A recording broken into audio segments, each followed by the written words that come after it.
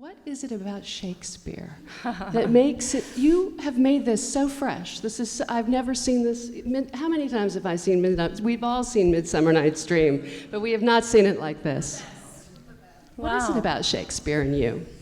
Well, Shakespeare and me, I don't know what he'd say, but I really love him. Elliot, I really love Shakespeare, but he's dead. So, but the point is he's not dead. That is the point, isn't it? That Shakespeare never dies because he's the greatest in the English language, in my opinion. I think we all know that he's forever fresh, he's forever deeper, funnier, darker, and more challenging than almost any writer I can imagine.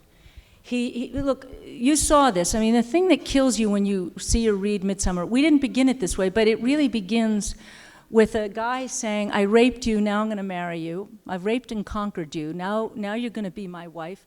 And an old man telling his daughter she's going to die if she doesn't marry the man that he chooses for her. That's a really good comedy. But the point is that Shakespeare knows that's a great setup. A tragedy is a great setup to a comedy.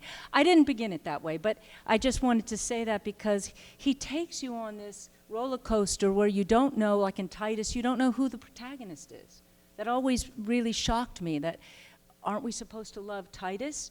But then by the end, he's baking people's children into pies, and Aaron, who's the monster, ends up being the one you root for. You know, this nihilist who has done heinous things, but somehow you know why he's done it.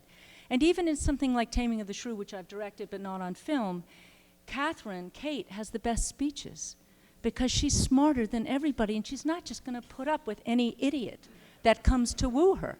So it takes Petruchio, like a psychiatrist, has to work so hard until he realizes how wonderful she is, and then she realizes what he did for her.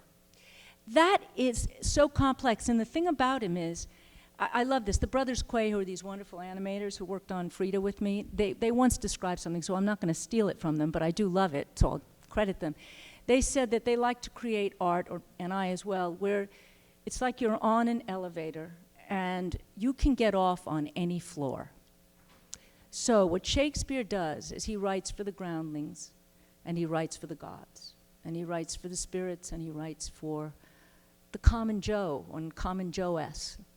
And I think that is what I aspire to do. I feel like you never have to patronize. You don't have to, you know, we stick things in genres, and that has always rubbed me the wrong way. What is this genre? This is a comedy, that's a tragedy, that's a philosophy, that's everything. A war between the sexes. A war between the sexes. It's an incredible dissertation on love, just like Titus is, to me, the greatest dissertation on violence, which we talked about. So talk about the process of actually shooting the film. And one of the other questions I have is, what is the difference for you? Because you have a great deep love for theater, but you love film too.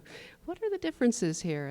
What I want to ask also, I feel a certain kind of joy and freedom coming from this film. We didn't know we had a film till a week before we shot it. So of course, it's got to have a lot of freedom because there was no time to organize. So we had Rodrigo Prieto, who's a good buddy of mine since Frida.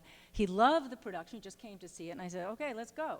So we had about 2 days of prep and 3 other cameramen, and what we did was we had 3 levels. So we put the 4 cameras in that right back there, because this is the theater. We would have 2 there and maybe 2 up there. And then the next performance, we'd have 1 there, 1 there, 1 there, 1 there. So for the 4 live performances, we had 16, sometimes we repeated a position because they didn't have any rehearsal. So, but basically 16 camera angles. Now this is the thing about this.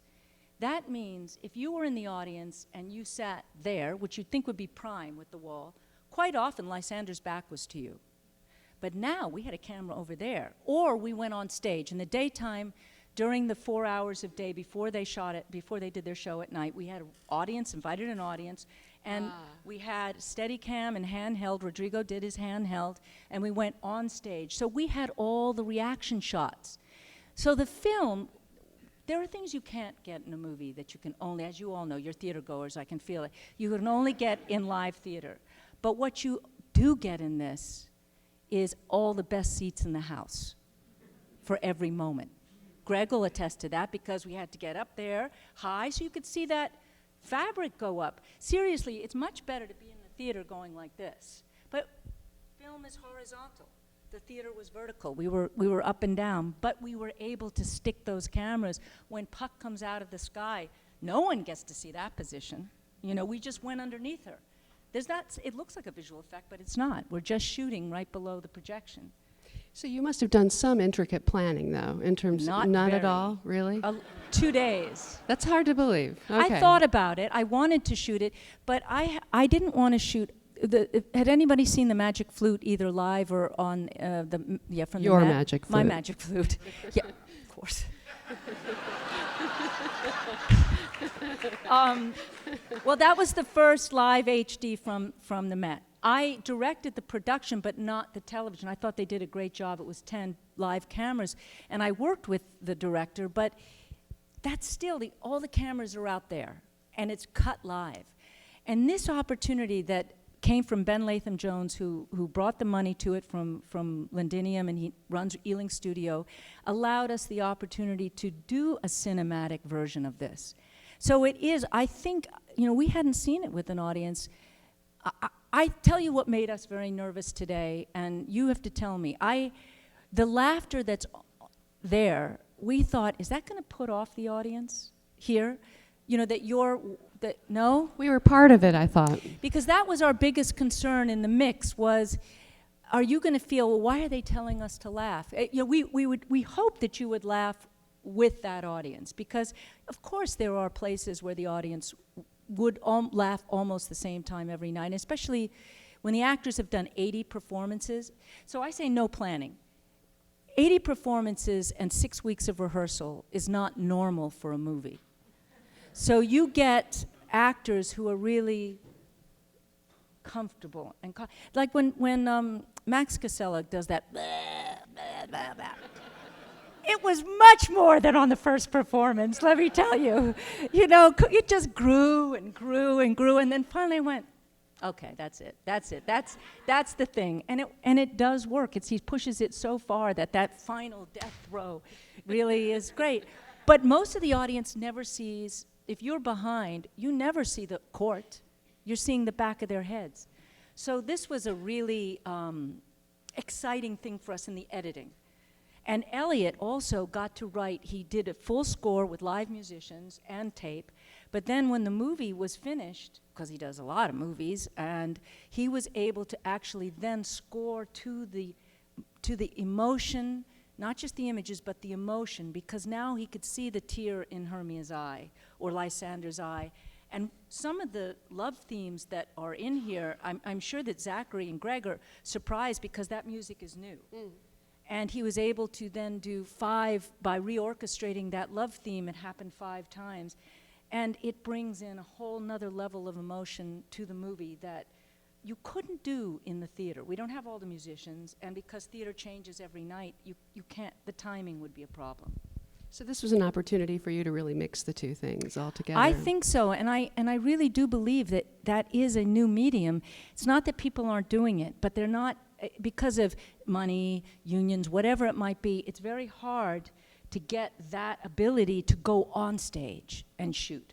And that's what makes this different. It's that time that we got to, like David Harewood does, I Know a Bank with a Wild Time, that is so different than the way he did it live, because I said, we are up close with you, we are handheld or Steadicam going around, it's an interior monologue, you don't have to project. So you get a very, very subtle, you get the interior monologue. When you have to project and make sure that it's reaching the live audience, it's a balancing act. So what I hope here is that we've created an event that allows you to feel what it was like to be in the live theater, because there are no visual effects added to this, none. And no, it's all, those are all the projections live. And yet it's cinematic, and it does things that we can't do, like the close-up. And Shakespeare and close-ups is a match made in heaven. It really helps you to understand the language, even if you don't know the words.